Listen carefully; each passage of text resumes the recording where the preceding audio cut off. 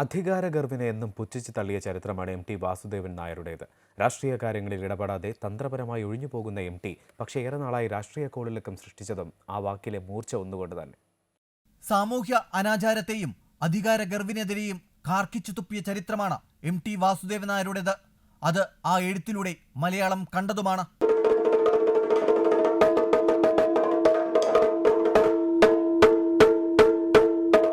എന്നാൽ കുറച്ചേറെ കാലമായി വേദിയിൽ മൗനിയായിരിക്കാനാണ് എം ടി ഇഷ്ടപ്പെട്ടിരുന്നത്. മനസ്സിൽ ഇഷ്ടം തോന്നുന്നവരോട് മാത്രം സംസാരിച്ച് രാഷ്ട്രീയ കാര്യങ്ങളിൽ ഇടപെടാതെ അദ്ദേഹം പലതിൽ നിന്നും തന്ത്രപരമായി ഒഴിഞ്ഞുമാറി നിന്നു.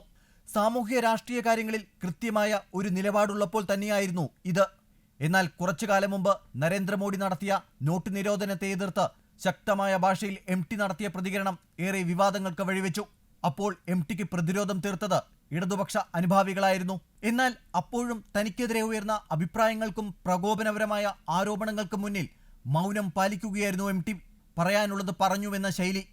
ഇന്നിപ്പോൾ മുഖ്യമന്ത്രി പിണറായി വിജയനെ വേദിയിലിരുത്തി വിമർശിച്ചപ്പോഴും ഞാൻ വിമർശിക്കുകയായിരുന്നില്ല, ചില യാഥാർത്ഥ്യം പറയണമെന്ന് തോന്നി, പറഞ്ഞു, അത്ര തന്നെ.